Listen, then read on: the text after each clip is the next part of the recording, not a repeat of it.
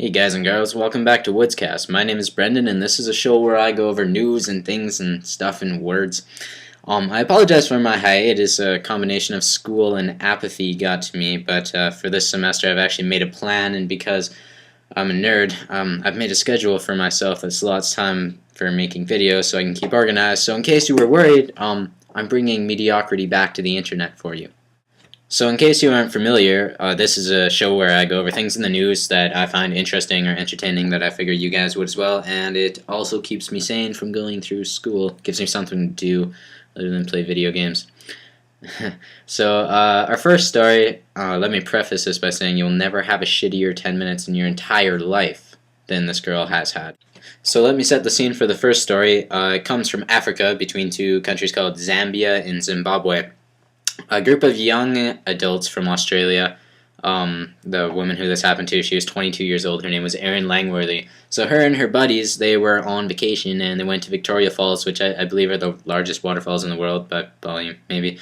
But being Australians, they decided that because of the lack of surfing available in interior Zimbabwe, they wanted to do something else exhilarating because they're Australians and Australians are badasses. So they chose to go bungee jumping. Now, what they forgot is that you probably don't actually want to go bungee jumping in Africa because it's Africa. So, but they did anyway. So they were jumping off this bridge. It was like 111 meters in the air, down towards this river called the Zambezi River. So anyway, she jumps right. It's like, I'm Australian. This is awesome. And then the cord snapped, and so she basically like jumped 100 meters into a river. But then also the river was infested by crocodiles, and also there was rapids, and she went down the rapids, and then there was crocodiles, and they had to rescue her, and somehow she lived. But that's a really shitty 10 minutes. Like, if bungee jumping is something that I want to do before I die, I think I'm going to kind of mark it last on my list and make sure it's in a first world nation where the people who are running the company actually have checks.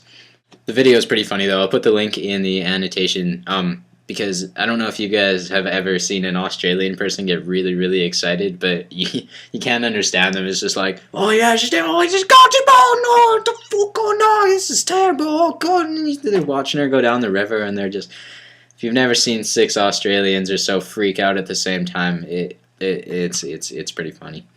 So that being said, our next story comes out of the great state of Georgia. Not the first time that I've done stories there for stupidity, and I guarantee it won't be the last. This one focuses on elementary school teachers at a Georgia school, and they've been coming up with math questions. Now, if you don't know, well, you probably do, but Georgia, it's kind of still related to racism and that. So these teachers came up with these math problems for like what would I assume would be like grade 3, like 8-year-olds. Seems like that kind of level. And I shit you not, I'm gonna read them. I gotta like actually read them. So one of them was that if each tree had 58 oranges and if 8 slaves pick them equally, how much does each slave pick? It's not a very good question at all. And just kind of in defense, I guess they were doing this because they were mixing it with a slavery unit in their history and whatever it is. But you think that they could ask questions like, how many slaves did Abraham Lincoln free? Or how many people fought against slavery? Or how low of a GPA do you need to be a teacher in Georgia? Stuff like that. But my personal favorite question that they asked is, if Frederick the slave gets 2 beatings per day, how many beatings does he receive in a week? What the fuck, Georgia? And I'm going to kind of cut this one short, but the last story that I kind of want to jump into was this. It's not that special, but there was this guy that was caught using drugs and like getting like liquored on a tennis court in the middle of the night, and he got arrested. But the thing is, it's funny because he changed his name. And I'm not kidding you, his official name is Bizao Do Do Zippity Bop Bop Bop. And yeah, so anyway, you can feel safe knowing that that guy is behind bars. And then finally, a couple of people have asked me to kind of make comments on the SOPA and PIPA bills that are trying to be passed through the U.S. Congress right now. If you don't know about them by now, then you're kind of slow. I figured out about them in like September because, bitch, I'm from the internet. And they've been kind of circulating for a long time. But here's kind of how I figure it is, right? So they have good intentions, but they're really wide open, so they can be manipulated very easily. But I figure that the way that they're going with them is that the Congress people have figured out that the internet has a time span of about a goldfish, well, maybe 3 days at best. So they'll probably just like take a chunk off and then let it go, and then take a chunk off, and then people will be like, "Oh, SOPA, that was 3 days ago," and then they'll just stop caring about it.